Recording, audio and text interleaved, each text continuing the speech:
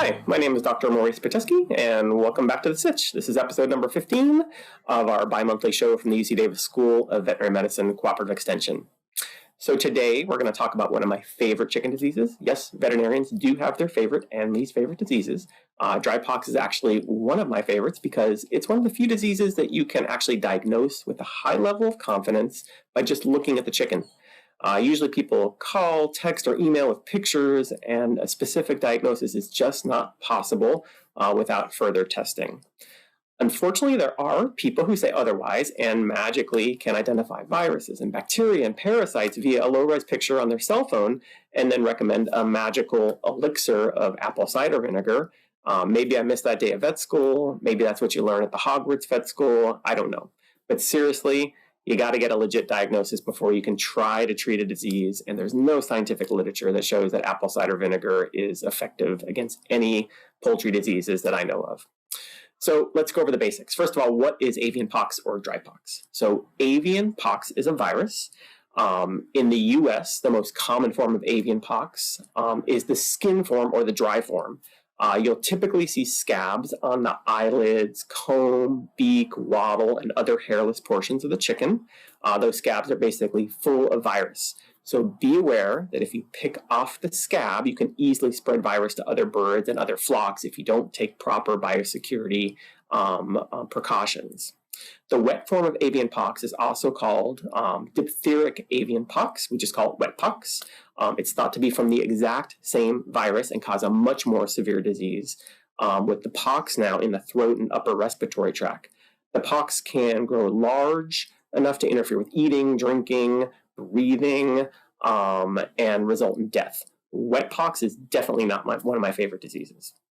The virus is typically spread one of two ways. Mosquitoes, which can get the virus from feeding on an infected bird and then feeding on other birds in the flock or neighboring flock. So this is how it can spread from backyard flock to backyard flock. The other way that it can spread is contact from an infected bird with an uninfected bird. So if the neighbor's birds come over for a play date, or if wild birds have drypox and your biosecurity is not very good, they can spread the virus that way. Also be aware that the virus can be carried as a fomite, so on your shoes, your clothing. So it's really important to take good biosecurity precautions to avoid that scenario. How do I get rid of it and or protect my flock? So 3 recommendations. First of all, focus on mosquito control, such as emptying any open water containers, gutters, and other containers that collect water around your coop and yard area. That discourages the mosquitoes from breeding. Have good biosecurity to prevent wild birds or your neighbor's chickens from spreading the virus to your flock. And finally, there is a vaccine, and if you have a flock that has been previously affected by avian pox, and or if a neighboring flock has been affected, it makes sense to vaccinate. You probably have infected mosquitoes in that environment or infected birds in that environment. Because the disease typically spreads very slowly, you can actually vaccinate during an outbreak. However, never vaccinate birds that are lethargic, they're not laying, or generally appear unhealthy. To vaccinate your chickens, you're going to use what's called the wing stick method, which actually I like a lot. It's kind of fun. It's a 2-needle applicator, which is typically provided when you purchase the vaccine. For vaccination, most cases, I suggest waiting until your birds are at least 4 weeks of age with a follow-up booster about 1 month before egg production starts. Vaccinated birds should be examined for what we call a vaccination take. So you're going to look where you put that 2-prong applicator where you vaccinated the birds, and you're looking for just a little scab at that site 7 to 10 days after the vaccine. And that shows that the vaccine actually produced an immune response. Also, if you're vaccinating and pox has been demonstrated in your area, you should probably vaccinate your flock annually to keep the immune system boosted.